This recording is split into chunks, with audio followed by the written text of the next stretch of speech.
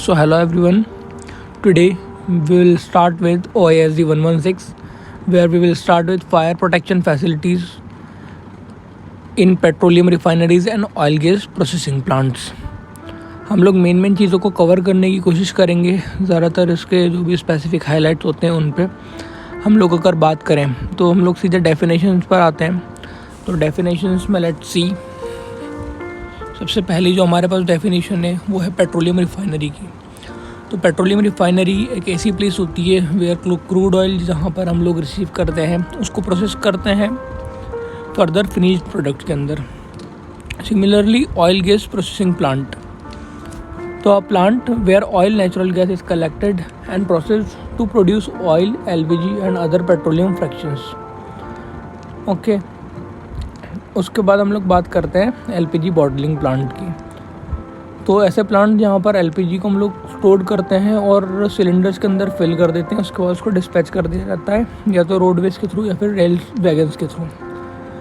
Petroleum depot terminals and oil gas installations. So these include location where petroleum crude oil are received by tankers, pipeline, tank wagons and tank trucks stored or blend in bulk. तो ये petroleum depot terminals ऐसी जगह होती हैं जहाँ पर petroleum को हम लोग रिसीव करते हैं टैंकर्स के थ्रू, पाइपलाइंस के थ्रू या वैगन्स के थ्रू, उसको एंड डिस्पैच कर देते हैं. उसके बाद उसी चीज़ को टैंकर्स, पाइपलाइन, टैंक्स, वैगन्स के थ्रू, मतलब बेसिकली एक कनेक्शन होता है जहाँ पर चीज़ आता है प्रोडक्ट और उसके बाद कहीं और सप्लाई होता है. हम लोग बात करें अगर फ्लैश पॉइंट की, तो मिनिमम टेम्परेचर होता है लिक्विड का जहाँ पर वो वेपर्स क्रिएट करता है, और जब वो वेपर्स एयर के साथ मिक्स होते हैं तो वो एक इग्निशिबल मिक्सचर बन जाता है. जैसे ही वो किसी भी इग्निशन के साथ मतलब कोई भी ऐसी चीज़ जिसमें फायर हो या फिर कोई भी ऐसा जो कि इग्निशिबल मटेरियल हो तो उसकी कांटेक्ट में आता है तो एक मोमेंटरी फ्लैश वो डेवलप कर देता है. उसी को हम लोग फ्लैश फायर बोलते हैं. वो बहुत शॉर्ट टर्म के लिए होता है. अब हम लोग यहाँ पर बात करेंगे क्लासिफिकेशन ऑफ पेट्रोलियम प्रोडक्ट. तो यहाँ पर क्लासिफिकेशन जो है पेट्रोलियम प्रोडक्ट्स का वो 3 कैटेगरीज में किया गया है. जैसे पेट्रोलियम क्लास ए, जो कि हमारा फ्लैश पॉइंट 23 डिग्री सेल्सियस से नीचे वाले प्रोडक्ट होते हैं, उसको हम लोग क्लास ए पेट्रोलियम प्रोडक्ट्स बोलते हैं. Class B petroleum products are those जो कि 23 डिग्री टू 65 डिग्री सेल्सियस के अंदर आते हैं. सिमिलरली क्लास सी प्रोडक्ट्स जो कि 65 से 93 के बीच में आते हैं, और रिमेनिंग सारे 93 के बाद वाली कैटेगरी में आते हैं. और यहाँ पर एक बहुत इम्पॉर्टेंट नोट है जिसको मैं हाईलाइट कर देता हूँ. जैसे कि ये बोल रहा है कि लिक्विफाइड गैस जो होती है हमारी LPG do not fall under this classification. Okay, मतलब जो एलपीजी गैस होती है वो इसके अंदर नहीं आती है. उसके लिए एक अलग से ही इन लोगों ने वो बनाया हुआ है, मतलब एक अलग ही कैटेगरी में उसको डिवाइड किया गया है. ये वो लाइन थी जिसको मैंने हाईलाइट किया है इस वक्त. ओके, अब हम लोग बात करें यहाँ पर क्लासिफिकेशन ऑफ फायर की. तो जैसा जनरली हमें क्लासिफिकेशन दे रखा है क्लास ए फायर का, जो कि कंबस्टेबल हमारे सॉलिड्स होते हैं. ओके, सिमिलरली क्लास बी जो कि फ्लेमेबल लिक्विड, और क्लास सी फ्लेमेबल गैसेस होती हैं. क्लास डी में हमारी मेटल फायर्स आ जाती हैं usually.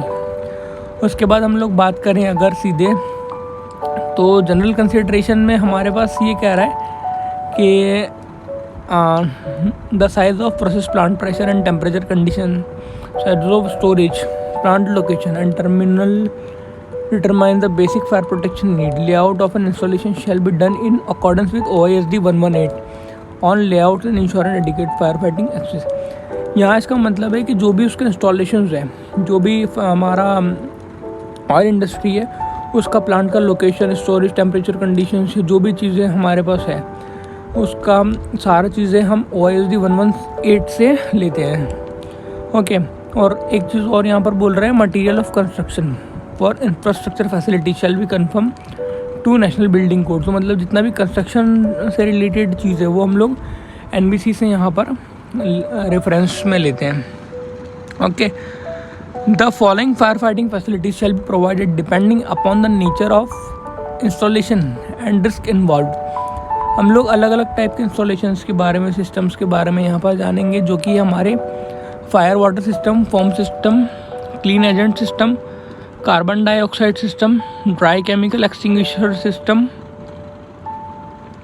Detection and alarm system, portable communication system, portable fire extinguishing system, first aid mobile, first aid fire fighting equipment. ये सारी वो चीज़ें हैं जिसके बारे में हम लोग यहाँ पर देखने वाले हैं।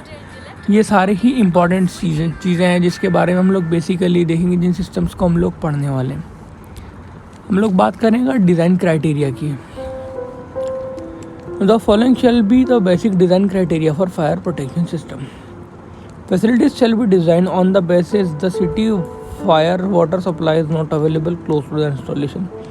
मतलब जो सिटी का फायर सिस्टम है, सप्लाई सिस्टम, वो जो है बहुत ज़्यादा क्लोज नहीं है, उस चीज़ का हम लोग ध्यान रखते हैं। Fire protection facilities shall be design to fight 2 major fire. मतलब दो साइमल्टेनियसली 2 मेजर फायर्स को जो है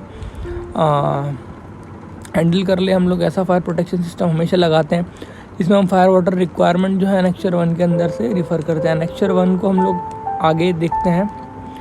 all the tanks from and other areas of installation were hydrocarbon and handled shall be fully covered by hydrant system. तो सारा installation हमारा जहाँ पर हाइड्रोकार्बन हो वो पूरा जो है हाइड्रेंट सिस्टम से कवर होना चाहिए। हम लोग बात करने जा रहे हैं fixed water spray on storage tanks. ठीक है, तो ऐसी जगह जहाँ पर स्टोरेज टैंक, जिन स्टोरेज टैंक्स पर हमें फिक्स्ड वाटर स्प्रे सिस्टम लगाना है। ठीक है, तो class A petroleum storage in above ground tanks shall है fixed water spray system whether floating roof और फिक्स्ड रूफ। तो अगर क्लास ए का पेट्रोलियम प्रोडक्ट किसी उसके अंदर स्टोर किया जा रहा है तो वहाँ पर हमें फिक्स्ड वाटर स्प्रे सिस्टम लगाना है। सिमिलरली क्लास बी का पेट्रोलियम प्रोडक्ट भी अगर है तो भी हमें जो है उसमें वाटर स्प्रे सिस्टम लगाना ही है। लेकिन इसके लिए हमें 2 कंडीशंस दी। जैसे अगर फ्लोटिंग रूफ टैंक है, वो डायमीटर अगर ज़्यादा है 30 मीटर से तो ही हम लगाएंगे, वरना हम नहीं लगाएंगे। सिमिलरली अगर फिक्स्ड रूफ टैंक्स है तो उसका अगर डायमीटर जो है 20 मीटर है तो हम लोग लगाएंगे। हम लोग अगर यहाँ पर टैंक्स की जैसे बात हो रही है तो एक टैंक्स के लिए एक सेपरेट वीडियो बना लेंगे जिसके अंदर स्पेसिफिक टाइप्स के टैंक्स को समझा देंगे, जो कि OISD में गिवन नहीं है। सेमी इस चीज़ को हाईलाइट कर देते हैं, जो कि ये पॉइंट है, थोड़े से इम्पोर्टेंट पॉइंट्स हैं ये दोनों। ओके, सो हम लोग अब बात करने जा रहे हैं semi fix foam system for storage tank. अब सेमी फिक्स फॉर्म सिस्टम जो है ये भी एक तरह का सिस्टम है जो कि हम टैंक्स के ऊपर लगाते हैं। इसके अंदर से हमें फॉर्म का डिस्चार्ज मिलता है। ओके, तो semi fix foam system shall be provided for the following tanks. Floating roof tanks storing class A and B petroleum products, और फिर फिक्स्ड रूफ टैंक अगर है तो वो class A and class B petroleum products. Fixed roof tank storing class C petroleum products of diameter larger than 40 metre. तो class A और class B में तो है जो है हम लोग इसको लगाना ही लगाने हैं। ठीक है, मतलब क्लास ए में लगाया, क्लास बी में लगाया, क्लास सी में भी लगाना है। कब? जब उसका डायमीटर 40 मीटर का हो या उससे ज़्यादा का हो।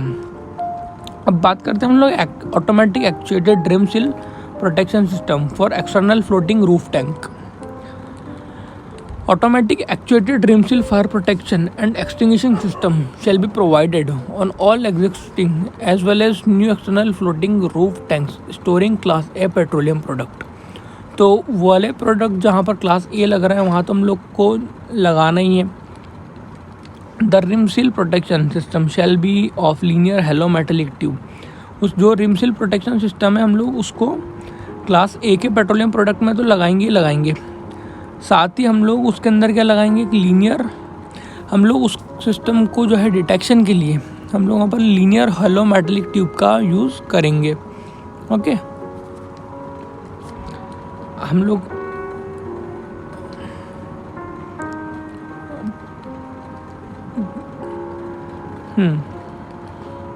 फॉर्म बेस्ड एक्सटिंग्विशिंग मीडिया और इक्विवेलेंट सिस्टम, मतलब वो foam based rim seal protection, basically rim seal protection क्या है, एक प्रोटेक्शन सिस्टम होता है जो कि टैंक्स के अंदर लगाया जाता है, और वो जो है फॉर्म बेस्ड होता है, इसमें ऑटोमेटिक सिस्टम होता है जो कि डिटेक्ट भी करता है, और जब वो हीट को डिटेक्ट करता है या फायर डिटेक्ट करता है तो ऑटोमेटिकली फॉर्म का सेपरेशन करता है, फॉर्म को उसका एक्सटिंग्विशिंग मीडिया को ओपन कर देते हैं, ऑन कर देता है, जिसकी वजह से वो ब्लैंकेट बना लेता है फॉर्म का। ये पूरा सिस्टम ऑटोमेटिक होता है। ओके, हम लोग बात करें automatic water spray for pressurise storage including LPG hydrocarbon. तो LPG and hydrocarbon pressure storage vessel shall be provided with automatic water spray system. Okay, automatic water spray system shall be provided in LPG bottling station, LPG loading unloading gantry and LPG pump and compressor area in all new refineries and existing refineries. ये similar चीज़ उसने बोल दी है। Water spray system in process unit. अब process unit की बात करें हम लोग, तो water system shall be provided for hazardous location and equipment in process unit area. Some of these are uninsulated vessels having capacity larger than 50 meter cube and containing class A or class B flammable liquid. तो ऐसी जगह जहाँ पर uninsulated vessel है, जहाँ उसकी जिसकी capacity जो है 50 मीटर क्यूब से हमें ज़्यादा मिल रही है, तो हम लोग ऐसी जगह पर, और अगर क्लास ए और क्लास बी का उसने पेट्रोलियम प्रोडक्ट रख रखा है या फिर फ्लेमेबल प्रोडक्ट कोई लिक्विड रख रखा है, तो हम लोग वहाँ पर वाटर स्प्रे सिस्टम लगाएंगे। Vessel inaccessible to fire under mobile equipment fire hydrant, और pump handling petroleum products class A under pipe rack. Similarly pump handling products above auto ignition temperature under pipe rack. Fan cooler in hydrocarbon service located above pipe rack. Water spray ring for column of height more than 45 meter shall be provided. इन जगह पर हमें fire water spray system को लगाना है, उसका use करना है। Water spray for electrical installation, जहाँ पर भी इलेक्ट्रिकल इंस्टॉलेशन है वहाँ पर हम लोग वाटर का स्प्रे सिस्टम भी लगाते हैं, जो कि नॉन सलाइन होता है ताकि उससे करंट पास ना हो। सिमिलरली हम लोग क्लीन एजेंट का भी यूज़ करते हैं कंट्रोल रूम सैटेलाइट वगैरह के ऊपर, जो कि एनएफपी के अकॉर्डिंग हम लोग डिज़ाइन करते हैं।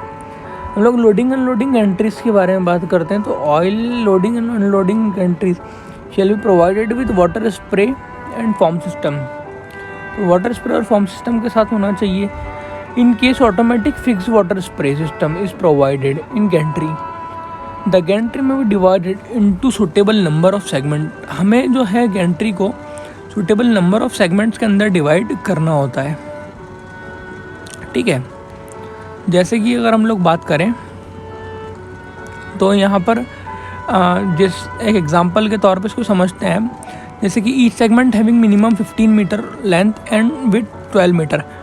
ओके, तो एक उसकी लेंथ जो है 15 मीटर की हमने मानी है, और उसका जो है विड्थ वो हमने 12 मीटर का माना है, और इसको जो है हमें इक्वली जो है डिवाइड करना है।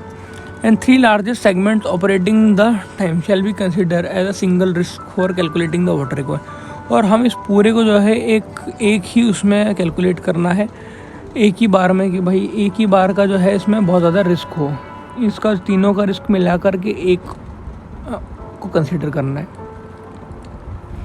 हम लोग बात कर रहे हैं फायर वाटर सिस्टम की। अभी यहाँ तक हम लोगों ने जितने भी सिस्टम्स पढ़े, जैसे कि हमारे पास ऑटोमेटिकल वाटर स्प्रे सिस्टम आ गया, हमारे पास रिमसील प्रोटेक्शन सिस्टम की बात